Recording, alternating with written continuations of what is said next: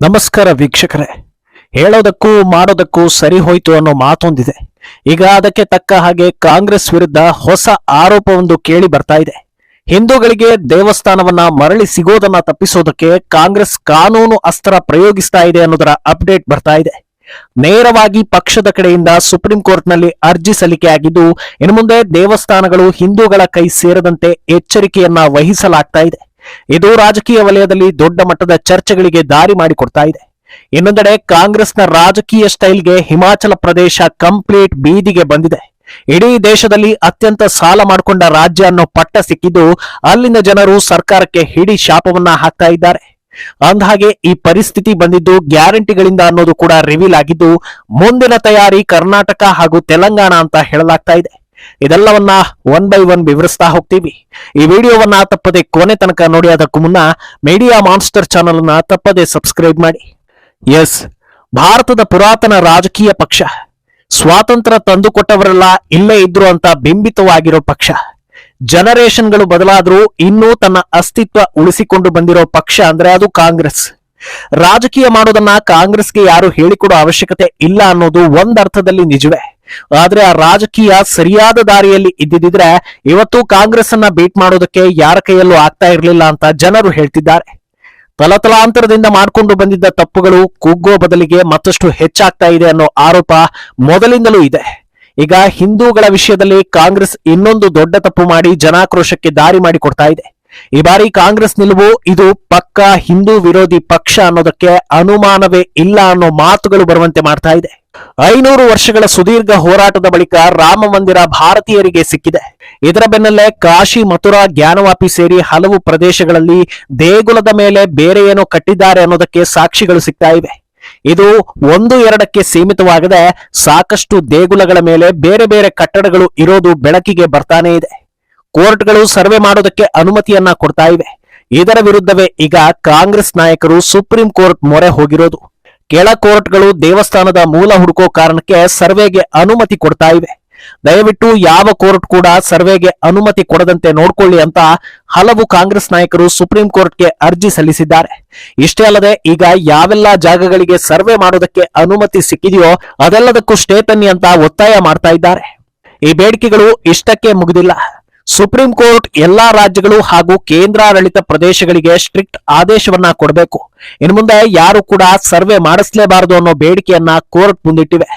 ಯಾಕೆ ಈ ನಿರ್ಧಾರವನ್ನ ಕಾಂಗ್ರೆಸ್ ತೆಗೆದುಕೊಳ್ತಾ ಇದೆ ಅಂತ ಗೊತ್ತಾಗದಷ್ಟು ದಡ್ಡರು ಭಾರತೀಯರೇನಲ್ಲ.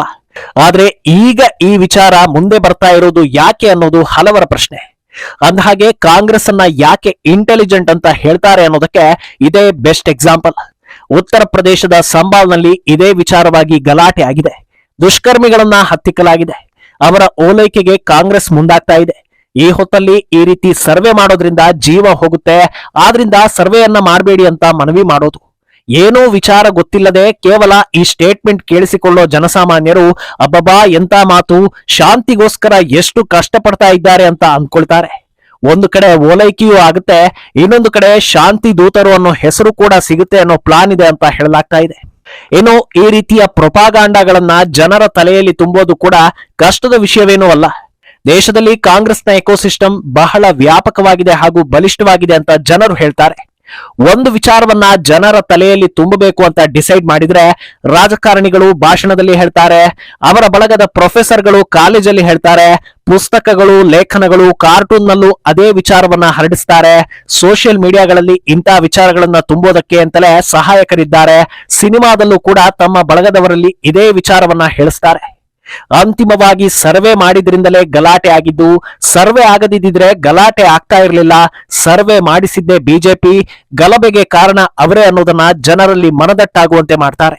ಕೊನೆ ತನಕ ಯಾವ ಕಾರಣಕ್ಕೆ ಸರ್ವೆಗೆ ಅನುಮತಿ ಕೊಟ್ಟಿದ್ರು, ಸರ್ವೆಗೆ ಬಂದಾಗ ಅಟ್ಯಾಕ್ ಮಾಡಿದ್ದು ಯಾರು, ಆ ಜಾಗದಲ್ಲಿ ಅಸಲಿಗೆ ಇರೋದು ಏನು ಅನ್ನೋದನ್ನ ಶಾಶ್ವತವಾಗಿ ಜನರಿಗೆ ಗೊತ್ತೇ ಆಗದಂತೆ ಮಾಡೋದಕ್ಕೂ ಕೂಡ ಪ್ಲಾನ್ ಮಾಡ್ತಾರೆ ಅಂತ ಜನ ಹೇಳ್ತಿದ್ದಾರೆ. ಏನು ಈ ವಿಚಾರವನ್ನ ಗಂಭೀರವಾಗಿ ತೆಗೆದುಕೊಂಡು ಸುಪ್ರೀಂ ಕೋರ್ಟ್ ಮೆಟ್ಟಿಲೇರೋದಕ್ಕೂ ಬಲವಾದ ಕಾರಣಗಳಿವೆ.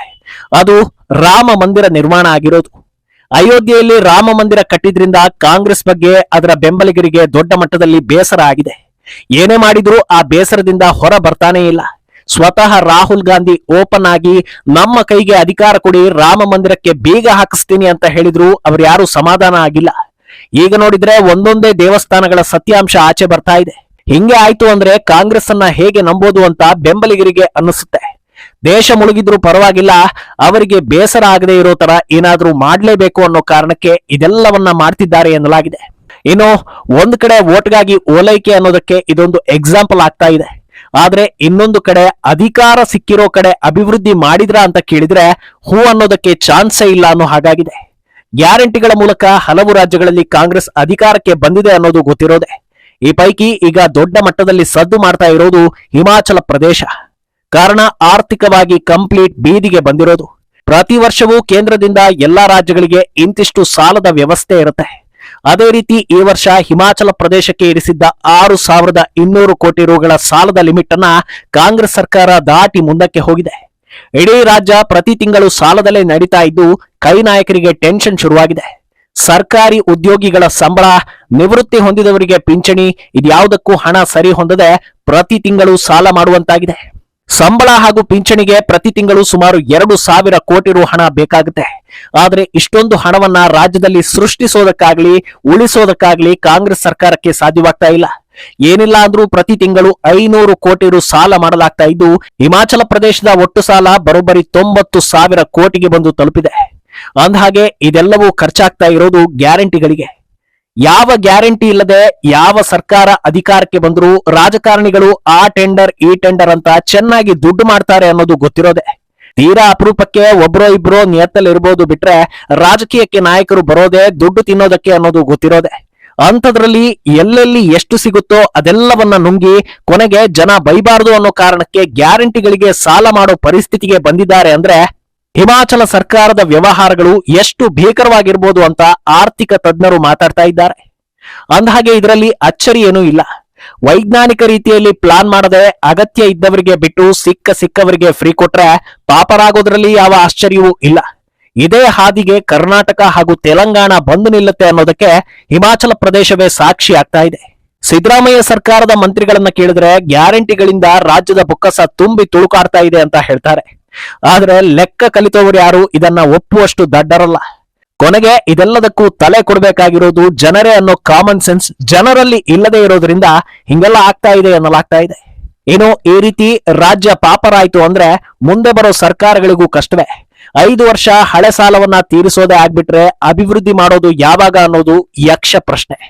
ಒಟ್ನಲ್ಲಿ ಕಾಂಗ್ರೆಸ್ ನಾಯಕರ ನಡೆ, ನುಡಿ, ಆಡಳಿತ ಶೈಲಿ ಇದೆಲ್ಲವೂ ಭಾರತೀಯರಿಗೆ ಆತಂಕವನ್ನ ಹುಟ್ಟಿಸ್ತಾ ಇದೆ ಅನ್ನೋದರಲ್ಲಿ ಯಾವ ಅನುಮಾನವೂ ಇಲ್ಲ ಅಂತ ಜನರು ಹೇಳ್ತಾ ಇದ್ದಾರೆ. ಇದೇ ರೀತಿ ಓಲೈಕೆ ಮುಂದುವರೆದ್ರೆ ಸಮಾಜದಲ್ಲಿ ಶಾಂತಿ ಹಾಳಾಗೋದ್ರಲ್ಲಿ ಯಾವ ಅನುಮಾನವೂ ಇಲ್ಲ. ಮಾಡೋದೆಲ್ಲ ಮಾಡಿ ಕೊನೆಗೆ ಸಂವಿಧಾನದ ಕಾಪಿಯನ್ನ ಪ್ರದರ್ಶನ ಮಾಡಿಬಿಟ್ರೆ ಹಿಂದಿನವರು ಮಾರು ಹೋಗ್ತಾ ಇದ್ರೇನೋ, ಆದ್ರೆ ಇಂದಿನವರು ಅದಕ್ಕೆಲ್ಲ ತಲೆ ಕೆಡಿಸ್ಕೊಳ್ಳೋದಿಲ್ಲ ಅನ್ನೋದು ವಾಸ್ತವ. ಆದ್ರಿಂದ ಮುಂದೇನಾಗುತ್ತೆ ಅನ್ನೋದನ್ನ ಕಾದು ನೋಡ್ಬೇಕು. ಈ ಬಗ್ಗೆ ನಿಮ್ಮ ಅಭಿಪ್ರಾಯವನ್ನ ತಪ್ಪದೆ ಕಮೆಂಟ್ ಮೂಲಕ ತಿಳಿಸಿ.